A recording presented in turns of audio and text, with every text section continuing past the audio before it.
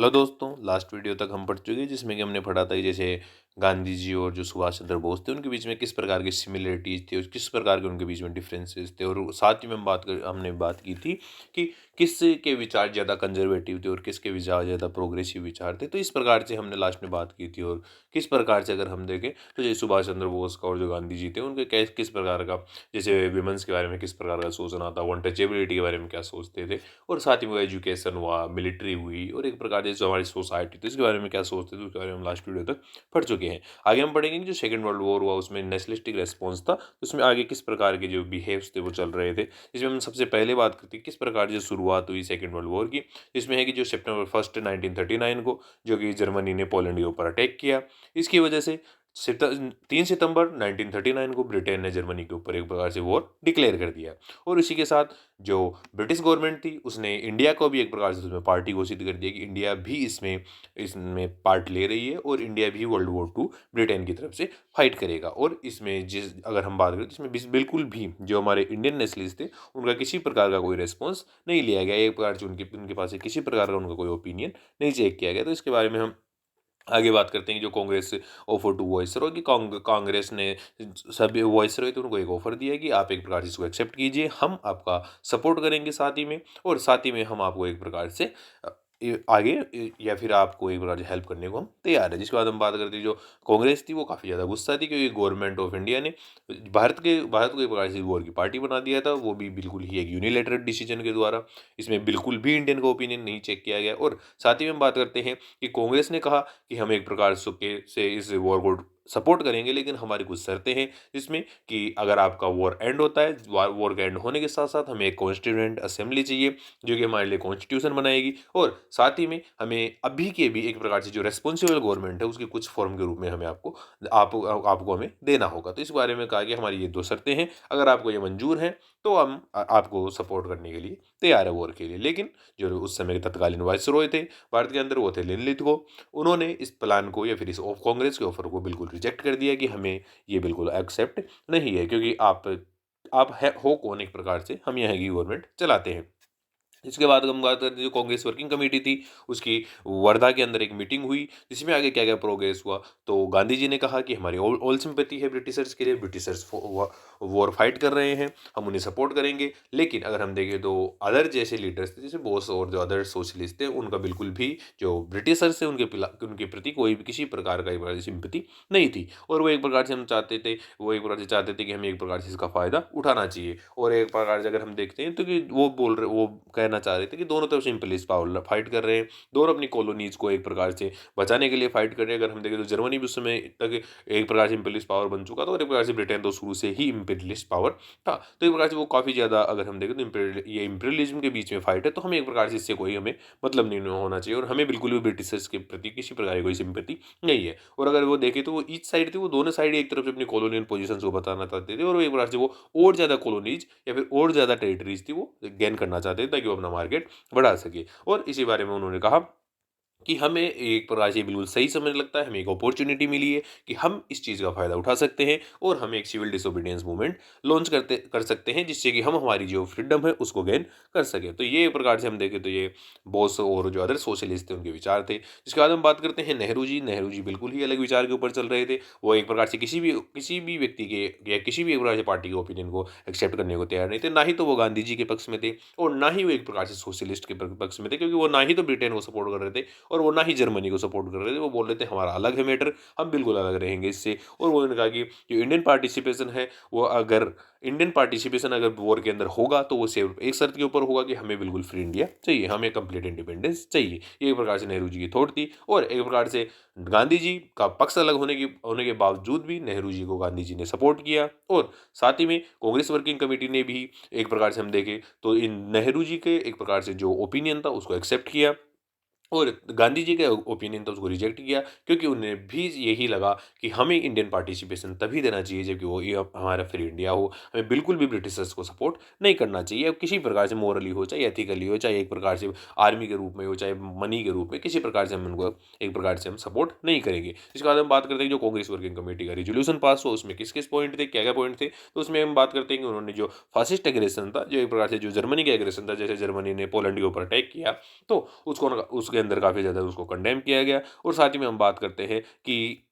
India एक किसी भी ऐसी पार्टी को सपोर्ट नहीं करेगी जो एक प्रकार से ये वॉर फाइट कर रही है, जिसमें कि वो एक डेमोक्रेटिक फ्रीडम के लिए वॉर फाइट कर रही है। लेकिन अगर डेमोक्रेसी की बात आई तो वो इंडिया के लिए, अगर वो इंडिया को फ्रीडम देने की बात आई तो वो डिनाइड करते हैं। हम इस चीज़ के लिए बिल्कुल भी तैयार नहीं है, क्योंकि आप अगर एक डेमोक्रेसी के नाम पर फाइट कर रहे हैं तो इंडिया को भी आपको डेमोक्रेसी देनी होगी, आपको इंडिया को भी बिल्कुल फ्री करना होगा। लेकिन आप इंडिया के लिए इस चीज़ के लिए तैयार नहीं है, तो ये उन्होंने फर्स्ट रेजोल्यूशन पास किया। इसके बाद हम बात करते हैं सेकेंड रेजोल्यूशन की, जिसमें कि उन्होंने कहा, और अगर ब्रिटेन डेमोक्रेसी और जो फ्रीडम है उसके लिए अगर फाइट कर रहा है तो एक प्रकार से उसे प्रूव करना होगा कि अपनी जो इंपीरियलिज्म, जो कॉलोनीज उसके पास है उसको फ्री करे, वो अपने जो इंपीरियलिस्ट पावर है उसको एंड करे, और साथ ही में जो एक प्रकार से जो इंडिया है उसको फुल डेमोक्रेसी के रूप में लेके आए और विथ इंडिपेंडेंस हमारे यहाँ पे लागू करे। ये एक प्रकार से अगर हम देखें तो जो कांग्रेस वर्किंग कमेटी थी उसने रेजोल्यूशन पास किया। और इसके बाद हम बात करते हैं हमारा जो थर्ड रेजोल्यूशन था कि उसमें क्या क्या उन्होंने कहा। तो गवर्नमेंट ने डिक्लेयर किया कि हम एक प्रकार से जो, या फिर हम देखें तो कांग्रेस वर्किंग कमेटी ने कहा कि जो गवर्नमेंट है उसको डिक्लेयर करना चाहिए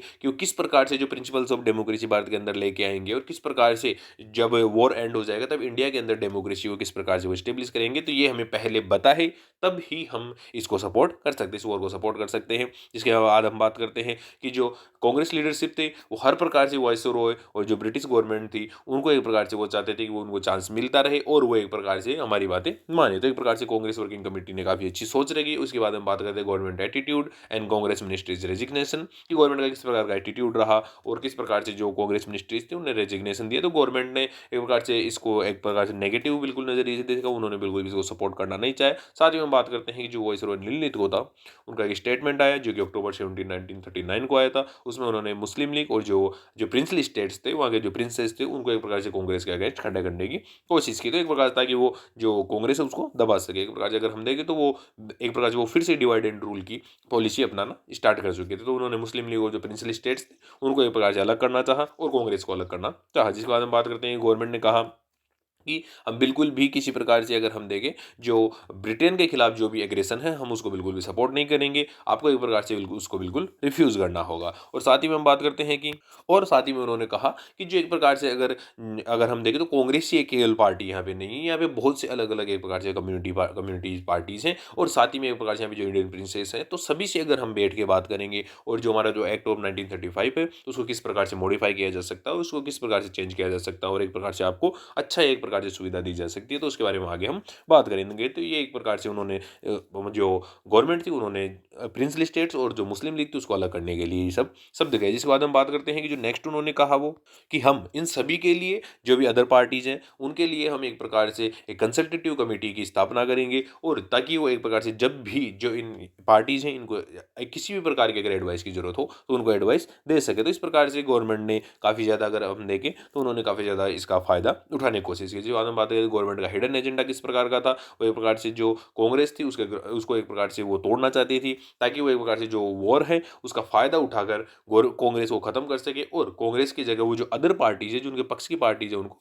लेके आ जा सके। उसी के साथ साथ उनके पास इमरजेंसी पावर्स भी आ गए। साथ ही में उन्होंने defence of India ordinance pass किया और उसको एक प्रकार से फोर्स भी कर दिया। साथ ही में नेक्स्ट बात करते हैं कि जो britisher Indian reactionary policies Bharat के अंदर लाई जा रही थी उनको जो प्राइम मिनिस्टर थे विंस्टन चर्चिल उन्होंने भी काफ़ी ज़्यादा सपोर्ट किया। और साथ ही में जो secretary of state for India थे जेटलैंड उन्होंने भी इसको काफ़ी ज़्यादा सपोर्ट किया। और एक प्रकार से उनको सपोर्ट करके उन्होंने जो कांग्रेस थी उसको एक प्रकार से प्योरली हिंदू ऑर्गेनाइजेशन घोषित करने की कोशिश की कि एक प्रकार से हिंदू ऑर्गेनाइजेशन नहीं, मुस्लिम सिख्स और अदर जो कम्युनिटीज़ है लाइक जैसे हम देखें डिप्रेस क्लासेस है तो उनके लिए बिल्कुल भी ये वर्किंग नहीं कर सकते हैं, ये केवल वर्किंग कर सकते हैं तो केवल हिंदूज के लिए वर्किंग कर सकते हैं। तो ये एक प्रकार से ये कांग्रेस के ऊपर ये ठप्पा लगाने की कोशिश की गई। जिसके बाद हम बात करते हैं कि जो ब्रिटिशर्स थे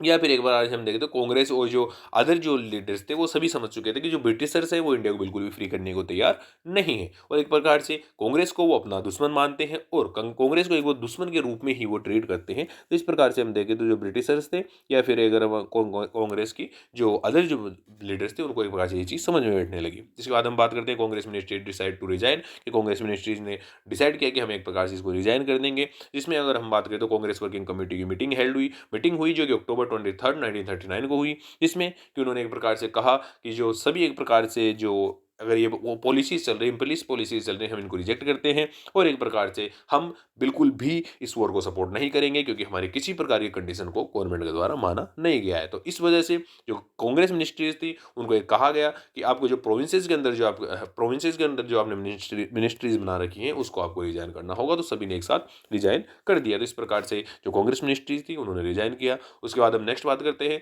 कि debate on the question of immediate mass satyagraha. एक प्रकार से ये डिबेट फिर से स्टार्ट हुई कि हमें अब एक प्रकार से मास एक प्रकार से मूवमेंट स्टार्ट करना चाहिए, हमें सत्याग्रह करना चाहिए ताकि एक प्रकार से हम इसको सपोर्ट कर सकें। जिसके बाद हम बात करते हैं जो अपने स्टेटमेंट ऑफ वॉइसरॉय, जो वॉइसरॉय लिनलिथगो थे, उनका स्टेटमेंट के बाद में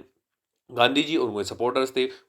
वो इसके एक प्रकार से बिल्कुल भी साथ में नहीं थे। एक प्रकार से वो गवर्नमेंट के साथ में नहीं थे। वो एक प्रकार से चाहते थे कि हमें एक प्रकार से नया फिर से एक प्रकार से मूवमेंट स्टार्ट करना चाहिए। साथ ही में जो कम्युनल सेंसिटिवनेस है, जैसे lack of Hindu Muslim unity है, तो उसको एक प्रकार से इसके जो कम्युनल राइट्स है उसका रिजल्ट हो सकता है। तो हमें एक प्रकार से इसको भी कमज़ोर करना चाहिए। साथ ही में बात करें जो कांग्रेस ऑर्गेनाइजेशन है, उसका एक प्रकार से सिंबल और एटमोसफियर और एक प्रकार से हम देखें तो उसको कांग्रेस ऑर्गेनाइजेशन को ही एक प्रकार से मास स्ट्रगल के रूप में हमें मौजूद करना चाहिए, फिर एक सिंबल के रूप में उसको मौजूद करना चाहिए। तो ये सब अगर हम देखें तो जो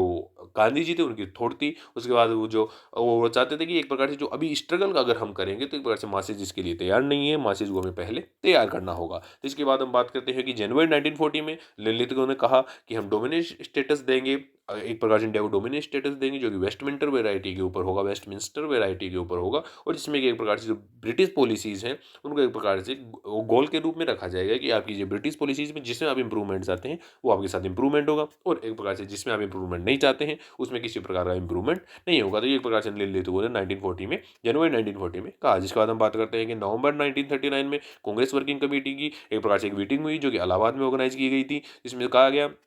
और या फिर एक प्रकार से वहाँ पे ऑब्जर्वेशंस हुई जिसमें उन्होंने वर्ल्ड वॉर 2 के बारे में, जो ब्रिटेन की जो हालत थी उसके बारे में वहाँ पे उन्होंने डिसीजन लिया। इसके बाद हम बात करते हैं कि रामगढ़ सेशन हुआ कांग्रेस का, जो कि मार्च 1940 में हुआ, जहाँ की मौलाना अबुल कलाम आज़ाद को जो प्रेसिडेंट बनाया गया। और साथ ही में वहाँ पे डिसाइड किया गया कि हम एक प्रकार से कि एक मूवमेंट लॉन्च करवाने वाले हैं या फिर एक सत्याग्रह लॉन्च करवाएंगे, लेकिन उसकी जो टाइमिंग थी वो गांधी जी के द्वारा डिसाइड की जाएगी कि कब एक प्रकार से गांधी जी चाहते हैं कि ये मूवमेंट लॉन्च हो और कब एक प्रकार से अगर हम देखें जो लोग हैं कब उनको प्रिपेयर कर पाएंगे। तो एक प्रकार से ये गांधी जी के बारे में, गांधी जी के ऊपर ही छोड़ दिया गया। इसके बाद हम बात करते हैं कि गांधी जी ने कहा कि हम ब्रिटेन को मोरली सपोर्ट करते हैं, हम नॉन वायलेंट मेथड ही इसके लिए अपनाएंगे। साथ ही में उन्होंने कहा कि हम एक प्रकार से, नेहरू जी ने कहा कि हम जो ब्रिटेन है उसको बिल्कुल भी सपोर्ट नहीं करेंगे क्योंकि हमें कंप्लीट इंडिपेंडेंस चाहिए। तो ये एक प्रकार से अपने जो डिसीजन थे उनके ऊपर अड़े हुए थे। साथ ही में बात करते हैं कि बोस थे वो एक प्रकार से मिलिटेंट एक्टिविटीज़ के फेर में थे कि हमें तो मूवमेंट कर देना चाहिए, हमें सीडीएम मूवमेंट लॉन्च कर देना चाहिए और एक प्रकार से हमें जो इंपीरियलिस्ट पावर है इसको यहाँ से आउट कर देना चाहिए। तो एक प्रकार से अगर हम देखें तो तीनों मेन लीडर्स थे, उनके अलग अलग थिंकिंग चल रही थी और अलग अलग उनके विचार चल रहे थे। जिसके बाद हम बात करते हैं कि जो बॉस थे वो बोल रहे थे कि एक प्रकार से हमारे पास फिर से एक अपॉर्चुनिटी आई है कि अगर ब्रिटेन किसी डिफिकल्टी में है तो हम एक प्रकार से इसको इंडिया के लिए एक अपॉर्चुनिटी बना सकते हैं, हम इंडिया को फ्रीडम दिलवा सकते हैं, हम इंडिया को हमारे कंप्लीट इंडिपेंडेंस दिलवा सकते हैं और हम यहाँ पे एक सेल्फ रूल के रूप में लेके आ सकते हैं। तो ये बॉस के विचार थे और हम देखें तो नेहरू जी एक प्रकार से बिल्कुल कंप्लीट इंडिपेंडेंस के सपोर्ट में थे कि अगर कंप्लीट इंडिपेंडेंस होगा तो ही हम इसको सपोर्ट करेंगे। जिसके बाद हम बात करते हैं कि जो पाकिस्तान का रेजोल्यूशन किस प्रकार से पास हुआ और साथ में किस प्रकार से जो पाकिस्तान के आइडियाज़ थे वो भारत के अंदर पनपे, जो मुस्लिम लीग थी उसने किस प्रकार से इसको आगे बढ़ाया। जिसमें हम बात करते हैं जैसे मुस्लिम लीग की एक मीटिंग हुई जो कि लाहौर में हुई थी, जो कि मार्च 1940 में हुई थी, जहाँ पे इसका फर्स्ट टाइम जो पाकिस्तान रेजोल्यूशन था वो पास किया गया। वहाँ पे डिसाइड किया गया कि एक प्रकार से जो जियोग्राफिकल एरियाज़ हैं जहाँ पे मुस्लिम मेजोरिटी के अंदर हैं, तो वहाँ पे एक प्रकार से इनको डिसाइड कर हमें एक प्रकार से जो इंडिपेंडेंट स्टेट्स हैं उनकी रचना करनी चाहिए। जैसे कि अगर हम बात करें तो नॉर्थ वेस्ट, जैसे कि नॉर्थ वेस्ट फ्रंटियर प्रोविंस हुआ, सिंध हुआ, तो वहाँ पे काफ़ी ज़्यादा अगर हम देखें तो बहुत ज़्यादा मात्रा में जो मुस्लिम्स थे, फिर मुस्लिम्स मेजोरिटी के अंदर थे, लाइक जैसे पंजाब के अंदर। तो एक प्रकार से वहाँ पे ये रेजोल्यूशन पास किया गया कि उन इलाकों के अंदर, साथ ही में अगर हम देखें तो ईस्ट के अंदर भी बहुत से इलाके जैसे पश्चिम बंगाल हुआ या फिर पश्चिम बंगाल जिसको अब आज हम बांग्लादेश भी बोलते हैं, तो वहाँ पे भी एक प्रकार से बहुत ज़्यादा मात्रा में या फिर बहुत ज़्यादा एक प्रकार से मेजॉरिटी में मुस्लिम्स थे। साथ ही में असम हुआ, तो इन्हीं इलाकों के अंदर कहा गया कि इनको एक प्रकार से इंडिपेंडेंट स्टेट के रूप में या फिर एक प्रकार से मुस्लिम मेजॉरिटी प्रोविंसेस के रूप में इनको हमें घोषित कर देना चाहिए, या फिर एक प्रकार से कि जहाँ पे भी जो मुस्लिम माइनॉरिटीज़ में है वहाँ पे इनको वहाँ से लाया जा सके। तो इस प्रकार से जो पाकिस्तान का रिजोल्यूशन था वो इसके लिए पारित किया गया, ताकि एक प्रकार से आगे जाके इसको अच्छी तरह से हम फ्रूटफुल बना सकें और हम एक प्रकार से हमारी जो सेपरेट कंट्री है वो इसमें बना इसको घोषित कर सके, या फिर हम भारत से सिसीड कर सके, या फिर भारत को एक बार से एक प्रकार से आज़ाद हो सके। तो एक प्रकार से ये अगर हम देखें तो ये मुस्लिम लीग के द्वारा ये पाकिस्तान रेजोल्यूशन पास किया गया था। जिसके बाद हम बात करते हैं कि ऑगस्ट टॉपर की। ऑगस्ट टॉपर कब लाया गया और किस प्रकार से लाया गया था, इसमें कि जैसे हम बात करते हैं कि हिटलर कंटिन्यूसली अगर हम देखें तो इंग्लैंड को या फिर ब्रिटेन को काफ़ी ज़्यादा परेशान कर रहा था, और हिटलर जर्मनी को जिताने के लिए ऊपर लगा हुआ था। और एक प्रकार से हम देखें तो हिटलर जीत भी रहा था, उसको काफ़ी ज़्यादा सक्सेस भी मिल रही थी, और एक प्रकार से उसके बाद में तो ब्रिटेन को इससे ज़्यादा काफ़ी ज़्यादा प्रॉब्लम हुई। इस वजह से जो कांग्रेस थी वो भी एक प्रकार से ब्रिटेन से कॉम्प्रोमाइज़ करना चाहती थी, ताकि वो एक प्रकार से जो इंटरिम गवर्नमेंट है वो सेटअप कर सके, और एक प्रकार से जो भारत को एक प्रकार से अगर हम देखें तो रेस्पॉन्सिबल गवर्नमेंट की एक एग्जांपल दे सके। लेकिन अगर हम देखें तो गवर्नमेंट इसके पक्ष में बिल्कुल भी नहीं थी। लेकिन जिसके बाद जो लिनलिथ थे उस समय तत्कालीन वाइसरॉय थे, उन्होंने इन्हीं सभी प्रॉब्लम्स के चलते अगस्त 1940 के अंदर एक प्रकार से उन्होंने अनाउंस किया ऑगस्ट ऑफर, जिसमें कि एक प्रकार से वो जो अगर हम देखें जो जो गवर्नमेंट भारत की जो कांग्रेस की डिमांड थी उनको एक प्रकार से एक्सेप्ट किया जाएगा। जिसमें उन्होंने फर्स्ट अगर हम बात करें तो उन्होंने कहा कि हम डोमिनियन स्टेटस कांग्रेस इंडिया को देने के लिए तैयार हैं। हम एक प्रकार से इंडिया को डोमिनियन स्टेटस देंगे, ताकि वो एक प्रकार से अपनी रेस्पॉन्सिबल गवर्नमेंट चला सके। और इसी के साथ साथ हम जो वाइसरॉय की एग्जीक्यूटिव काउंसिल है उसका भी काफ़ी ज़्यादा स्प्रेड करेंगे, और उसमें अगर हम देखें तो अब इंडियंस होंगे वो ही मेजोरिटी के अंदर होंगे, या फिर एक प्रकार से हम देखें जो मेजर पॉलिटिकल पार्टीज हैं वहाँ से ही एक प्रकार से इंडियंस होंगे। अगर हम देखें तो जो ब्रिटिशर्स थे वो अब जो ये एग्जीक्यूटिव काउंसिल थी उसके अंदर ज़्यादा पार्टिसिपेट नहीं करेंगे। तो आगे हम देखते हैं, और उन्होंने साथ ही में कहा कि जैसे ही वार एंड होता है हम आपके लिए कॉन्स्टिट्यूएंट असेंबली एक प्रकार से स्टेब्लिश करेंगे, और एक प्रकार से उसके अंदर जो कि उसके अंदर बनाया जाएगा कि आपको किस प्रकार का कॉन्स्टिट्यूशन चाहिए, वो चाहिए आपके socio economic and political concept उसके अंदर किसी प्रकार के हो, साथ ही में जो गवर्नमेंट की ऑब्लिगेशन किसी प्रकार की हो, एक प्रकार से आपको जो डिफेंस और माइनॉरिटी राइट्स जो एक प्रकार से अगर हम देखें तो ऑल इंडिया सर्विसेज सभी आपके कंट्रोल में दे दिए जाएंगे। तो एक प्रकार से हम देखें तो अगस्त अक्टूबर में काफ़ी ज़्यादा ऐसी बातें कही गई जो हम बहुत सालों से डिमांड कर रहे थे। इसके बाद हम बात करते हैं, लेकिन अगर हम देखें तो उन्होंने किसी भी प्रकार से जो आपका जो कॉन्स्टिट्यूशन होगा उसको आपके बिल्कुल भी अडोप्ट नहीं किया जाएगा जब तक कि जो आपकी माइनॉरिटीज है, लाइक देखिए मुस्लिम्स है, सिख्स हैं, तो अदर जैसे डिप्रेस क्लासेस हैं, तो इन सभी की जो परमिशन या फिर इन सभी की कंसेंट के साथ ही आपको एक प्रकार से जो आपका कॉन्स्टिट्यूशन है वो आपको दिया जा सकता है। जिसके बाद हम बात करते हैं कि कांग्रेस का किस प्रकार का रिस्पॉन्स रहा और अदर जो पार्टी थी उनका किस प्रकार का रिस्पॉन्स रहा, जो इसमें उन्होंने कहा उन्होंने जो अगस्त पर था उसको रिजेक्ट कर दिया, क्योंकि उसमें अगर हम देखें तो सबसे मेन प्रॉब्लम ही जो डोमिनियन स्टेटस था, क्योंकि ये हम 1930 से पहले ही ये एक आइडिया हम ड्रॉप कर चुके हैं, क्योंकि हमने 26 जनवरी 1930 को ही हमने घोषित कर दिया था, या फिर उससे पहले जो दिसंबर 1929 में एक प्रकार से हम देखें जो कांग्रेस का सेशन हुआ था उसमें नेहरू जी ने घोषित कर दिया था कि हमें पूर्ण स्वराज चाहिए, हमें कंप्लीट इंडिपेंडेंस चाहिए। लेकिन अब ये डोमिनियन स्टेटस तो बिल्कुल गलत है, और अगर हम देखें तो डोमिनियन स्टेटस के ऊपर सुभाष चंद्र बोस और नेहरू जी थे, उनके एक प्रकार से वाद विवाद जो नेहरू रिपोर्ट हुई थी उसके ऊपर भी काफ़ी ज़्यादा हो चुके थे। तो एक प्रकार से जो ये बिल्कुल भी डोमिनियन स्टेटस को एक्सेप्ट करने के लिए तैयार नहीं थे, लेकिन फिर भी अगस्त ऑफर के अंदर डोमिनियन स्टेटस भारत को ऑफर किया गया, और जब ऑफर किया गया तो एक प्रकार से कांग्रेस ने इसको रिजेक्ट कर दिया। और अगर हम देखें तो नेहरू जी ने इसके बारे में कहा था कि dominion status concept is dead as a door nail, कि जो डोर नेल है उसकी तरह एक प्रकार से ये डेड हो चुका है ये डोमिनियन स्टेटस। जिसके बाद हम बात करते हैं, गांधी जी ने कहा कि एक प्रकार से जो ये आपका डिक्लेरेशन है, जो आपने ये डिक्लेरेशन किया है, एक प्रकार से आपने ये घोषणा की है, ये घोषणा इस घोषणा ने भारत के जो नेशनलिस्ट हैं और जो ब्रिटिश रूलर्स हैं इनके बीच में एक प्रकार से गल्फ या एक प्रकार से खाई काफ़ी ज़्यादा गहरी कर दी है। एक प्रकार से ये बिल्कुल भी खत्म होने वाली प्रॉब्लम नहीं रहेगी। अब ये हमेशा के लिए ये एक प्रकार से ये बहुत ज़्यादा अब वाइडन होती जाएगी। इसके बाद हम बात करते हैं कि मुस्लिम लीग एक प्रकार से हम देखें तो welcome assurance given to the league को अश्योरेंस दिया गया, साथ ही में और एक प्रकार से उनकी पोजीशन और साथ ही में उनके ऊपर एक प्रकार से। लेकिन अगर हम देखें तो मुस्लिम लीग की डिमांड थी कि उनको पार्टीशन चाहिए, उनको वो पाकिस्तान रेजोल्यूशन पहले ही पास कर चुके थे, और इस वजह से ये एक प्रकार से डेडलॉक के ऊपर ये सिस्टम आगे अटक गया कि ऑगस्ट ऑफर को बिल्कुल ही डेडलॉक के रूप में एक्सेप्ट किया गया। इसके बाद हम बात करते हैं कि इवेल्युएशन की। अगर हम बात करें इसके इवैल्यूएशन की, जिसमें ऐसा है कि जो अगर हम देखें जो इन्हेरेंट राइट्स थे भारत के, जो कि भारतीयों के जो इन्हेरेंट राइट्स थे, लाइक जैसे उनके पास एक कॉन्स्टिट्यूशन होना चाहिए, तो उनको रिकॉग्नाइज किया गया। कॉन्स्टिट्यूशन के अंदर उनको रिकॉग्नाइज करने की बात कही गई। साथ में जो कांग्रेस की डिमांड थी कि उनको एक कॉन्स्टिट्यूएंट असेंबली असेंबल करनी चाहिए, तो वो भी एक प्रकार से उस डिमांड को भी एक्सेप्ट किया गया। और साथ ही में हम देखते हैं जो डोमिनेंट स्टेटस था उसको एक्सप्लिसिटली ऑफर्ड किया गया कि आप ले लीजिए, आपको डोमिनेंट स्टेटस हम देने को तैयार हैं। जो पहली बार, जो कि हम लगभग पिछले 40 सालों से हम इसकी डिमांड करते आ रहे थे, वो डोमिनेंट स्टेटस जब अगर हम देखें तो अगस्त ऑफर आया, तो उसमें हमारी ये डिमांड को एक्सेप्ट किया गया, एक प्रकार से इसको बाहर एक्सप्लिसिटली मेंशन किया गया। जिसके बाद हम बात करते हैं कि जुलाई 1941 में जो वाइसरॉय एग्जीक्यूटिव काउंसिल थी उसको काफ़ी ज़्यादा बढ़ा दिया गया, और अभी इसमें से जब 12 मेंबर होते थे टोटल, उनमें से 8 मेंबर्स अब से इंडियंस होने लगे। जुलाई 1941 से इंडियंस होने लगे थे, मतलब अगर हम देखें तो मेजोरिटी में जो इंडियंस ही थे इसमें। और इसके बाद हम बात करते हैं कि जो फिर भी ब्रिटिशर्स इसमें एक प्रकार से चार्ज में रहेंगे, जिसमें मैन अगर हम देखें तो पावर्स ब्रिटिशर्स के पास रहेंगे वो थे डिफेंस से रिलेटेड, फाइनेंस से रिलेटेड, और जो होम डिपार्टमेंट था वो एक प्रकार से नेशनल डिफेंस काउंसिल्स के अंदर ही रहेगा, या फिर एक प्रकार से उनके साथ ही रहेगा, जो कि एक प्रकार से ब्रिटिशर्स के कंट्रोल में ही रहेगा। और एक प्रकार से उन्होंने जो नेशनल डिफेंस काउंसिल थी वो भी एक प्रकार से सेटअप की, और साथ ही में जिसके अंदर एक प्योरली एडवाइजरी फंक्शन के रूप में इसको सेटअप किया गया। तो इस प्रकार से इसका इवेल्युएशन हुआ। हमने आज पढ़ा कि किस प्रकार से जो कांग्रेस जो वर्ल्ड वॉर स्टार्ट हुआ, और उसके बाद हमने पढ़ा कि जो कांग्रेस मिनिस्ट्रीज ने रेजिग्नेशन दिया, और जब ज़्यादा ही प्रॉब्लम बढ़ती गई, हिटलर का एग्रेशन बहुत ज़्यादा बढ़ता गया, और जो ब्रिटेन तो एक प्रकार से बैकफुट पे आया, तो उन्होंने भारत के लिए एक प्रकार से अगस्त पर 1940 के अंदर हमारे लिए लॉन्च कर दिया। एक प्रकार से उन्होंने एक डिक्लेरेशन कर दी कि हमें वो डोमिनेंट स्टेटस देंगे, और अदर जो राइट्स देंगे। लेकिन ये एक प्रकार से सबने एक प्रकार से इसको क्रिटिसाइज किया, सबने इसको गलत कहा। और इसके बाद अब हम अगले वीडियो में पढ़ेंगे कि